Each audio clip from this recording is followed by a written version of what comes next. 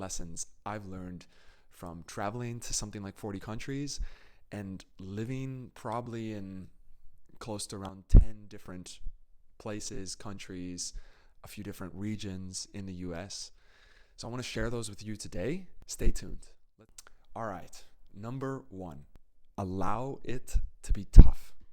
When you know, and that's something that I've learned the hard way, time and time again, I have a similar pattern where when I move to a new country and a new place, like right now I've been in Portugal for almost 6 months, I know that for the first 1 or 2, maybe 3 weeks, it's gonna feel weird for the first few weeks.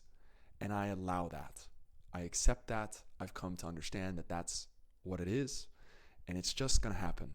It's almost like the idea of jet lag with a plane, but it's like your whole body, your whole system, your whole heart and soul and mind needs some time to catch up. So that's normal. Allow that. Don't try to judge it or rush it or be annoyed with it. Just let it be. Number two, let yourself do some kind of creature comforts. Fall back into some fun old little things. So like for me, I travel with a Nintendo Switch. I have, some old TV shows and movies. I let myself fall down some internet rabbit holes on YouTube and Reddit, and I let myself play some Legend of Zelda on the Nintendo Switch. I go back to some of my old favorite movies and TV shows. I let myself find some comfort and joy in some old stuff, that like nostalgic stuff that gives me a sense of comfort, a sense of home and comfort. Don't try and rush and push yourself to get out there, to be a tourist, to sightsee, to make a bunch of friends. Don't push yourself too hard, and find those little things that you can really enjoy that make you feel a sense of home within yourself. Your sense of home is something that you can create within yourself without needing it outside of you. So the home that you've left and the people that you've left, you can bring that and create that here and now within yourself. All right, let's get into the next one. So this one is really important. So number 3, keep 1, maybe 2 daily rituals and bring those with you from whatever your life was before. So for me, I wake up every morning and I'll try to sit in the sun. I drink a bunch of water. I listen to an audiobook. I will do some stretching, do some yoga. Very simple stuff. This is like my morning habit and routine. And if I'm lucky, of course, I have the sun. It doesn't always happen like that. But all of this is a daily staple for me. It's huge. And I also try to, of course, especially on the weekends, call some old friends and family. I try to bring all of these old things, all these comfortable things with me into the moment, wherever I am, wherever I go.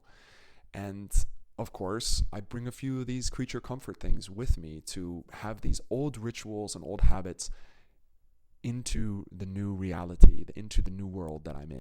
All right, number 4, and this is huge, and I kind of suck at this one, but it's super important. Do your absolute best to not compare and judge and measure the new place versus all the other places you've lived or the old place that you lived.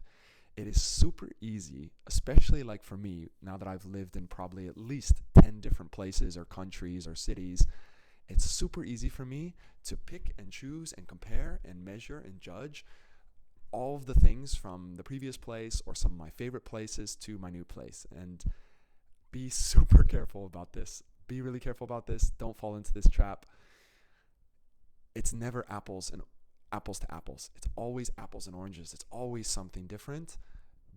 Catch yourself on this. It's about awareness and consciousness.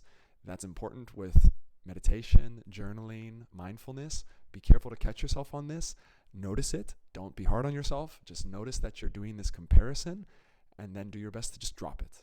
Note it and drop it. All right.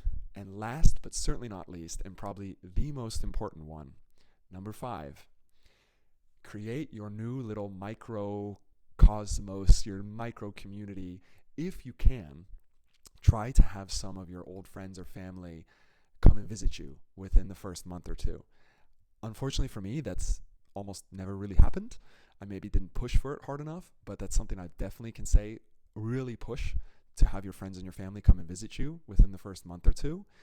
And as soon as you have the energy, get out there and create your new little micro community.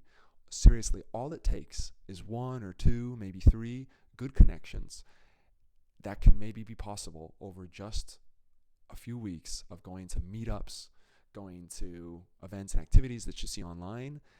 This can be such a game changer, and it really just takes a small number of friends and good friends, and that can make such a huge difference. So this is probably the most important one. Depends on who you are. If you're a big social extroverted kind of person, if friends and family are really important to you, if you can, of course, create some of that through video calls and FaceTime and through digital social reality online.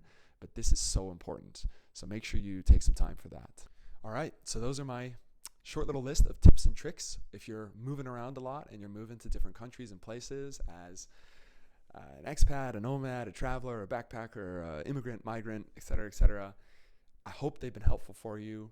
I've really personally struggled sometimes when I've moved and lived in different places, and I felt it would be great to share some of those lessons and tips that I've learned over the last 10 plus years of doing this. So I hope those are helpful for you. Please leave a comment below if you found those helpful, what really resonated with you.